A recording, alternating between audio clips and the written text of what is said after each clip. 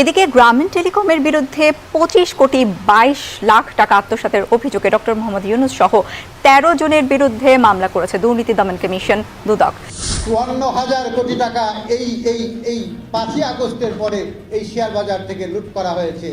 এই রক্তক্ষরণ কে থামাবে? এই ক্ষতিপূরণ কে দিবে? কবে থেকে নাই এই সরকার আসার পর এই খবরটা কেন রাখে না? এই অভিশাপের কারণে আমরা এখানে আজকে দুর্নীতি দমন কমিশনে হাজির হয়েছি। এই প্রথম লোহার খাঁচায় কাঠ গড়াতে দাঁড়াতে হলো। হাসিনা তো তার প্রথম মাসে গুম বিচার বহির্ভূত হত্যা করে নাই। প্রেসিডেন্ট ইউনূসের সরকার প্রথম মাসে গুম করেছে, বিচার বহির্ভূত হত্যা করেছে।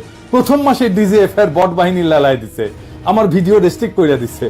সম্প্রতি আইনজীবী সাইফুল হত্যা ও জুলাই আগস্টে আহতদের অর্থ আত্মসাতের অভিযোগে আন্তর্জাতিক অপরাধ ট্রাইব্যুনালে ডক্টর ইউনূস নামে মামলা। যে কোনো সময় গ্রেপ্তার হচ্ছেন ডক্টর মোহাম্মদ ইউনূস। এছাড়া কোটা আন্দোলন নয়, সরকার পতন ছিল মুখ্য উদ্দেশ্য, এমন মন্তব্যের পরেই পর্দা ফাঁস হলো ডক্টর ইউনূসের। সুপ্রিয় দর্শক, বিস্তারিত জানতে আমাদের সাথে থাকুন। আমরা আগেই ভালো ছিলাম, যা করেছি তারেক রহমানের নির্দেশে করেছি। এক সাক্ষাৎকারে বক্তব্যটি দিয়েছেন কোটা আন্দোলনের মুখ্য সমন্বয়ক আব্দুল হান্নান। ১০ তারিখের আগে যদি সরকার দাবি মেনে নিত তাহলে হয়তো বা আমাদের এই আন্দোলনটা, আমাদের এই সংগ্রামটা তো আর যেই সংগ্রাম আমরা গণতান্ত্রিক ছাত্র শক্তির ব্যানারে শুরু করেছিলাম সেই সংগ্রামটা শেষ হয়ে যেত না, সেটা তো চলমান থাকতো। সেটা অন্য আরেকটা পরিকল্পনা, সেটা হয়তো পরবর্তী আরেকটা সুযোগের অপেক্ষাই থাকতো। এদিকে বিশেষজ্ঞদের মতে খুব দ্রুতই শেখ হাসিনা দেশে ফিরবেন। আমি কিন্তু এখনো আওয়ামী লীগকে সেকেন্ড হাইয়েস্ট সমর্থন পুষ্ট দল মনে করি।